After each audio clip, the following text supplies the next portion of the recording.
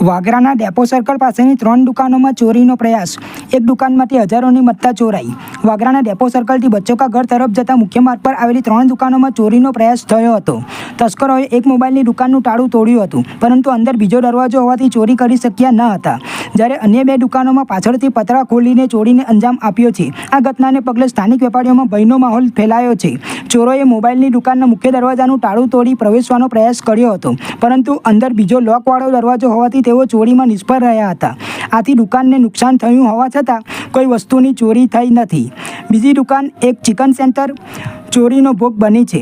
તસ્કરોએ પાછળથી પતરું ખોલીને અંદર પ્રવેશ કર્યો હતો અને દુકાનમાંથી હજારોની મત્તા ચોરી ગયા હોવાનું જાણવા મળ્યું છે.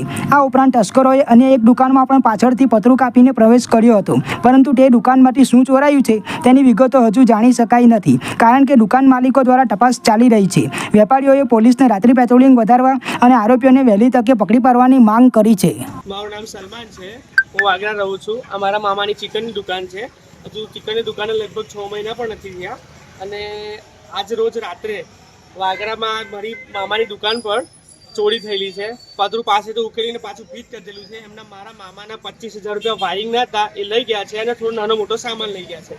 અને આજુબાજુમાં દુકાનો ખુલી તો છે જ, એમને ખબર નથી તો દુકાનો ખુલી નથી. ધીરે ધીરે કરી જેમ જેમ દુકાન ખુલે છે તેમ ખ્યાલ આવે છે કે ચોરી થયેલી છે. અને વાગરામાં હોમગાર ડેપો પર બેસી રહે છે, તો અહીંયા આગળ રનિંગ આઉટમાં કોઈ આવતું નથી. નાઇટમાં પેટ્રોલિંગમાં ગાડી કોઈ ફરતી હોય પોલીસની તો ખ્યાલ આવે. આ ચોરી આટલી બધી લાઇનમાં લગભગ 7-8 દુકાનો તૂટી છે. સામને પેલા ઇમરાનભાઈ મોબાઈલ વાળાની બી તૂટેલી છે. એમનું શટર ઓપન કર્યું છે, પણ કાચના લીધે તોડ્યું નથી અંદર, એટલે એમનું બચી ગયું છે. એટલે અવારનવાર અહીંયા ચોરી થયા કરે. તો સ્ટાર્ટિંગમાં આવું થાય છે, હજુ તો આખો શિયાળો બાકી છે. તો મારી રિક્વેસ્ટ છે કે હોમગાર્ડ ખાલી ડેપો પર બેસી રહે છે, ત્યાં વાતો કરે, ચા નાસ્તા કર્યા કરે છે, તો આજુબાજુમાં બી કોઈ ઉભા રહે ને વેજીત મારે. અહીંયા આગળ 2 હોમગાર્ડ બેસાડો, જેથી આ લાઈનોને અમને સપોર્ટ રહે.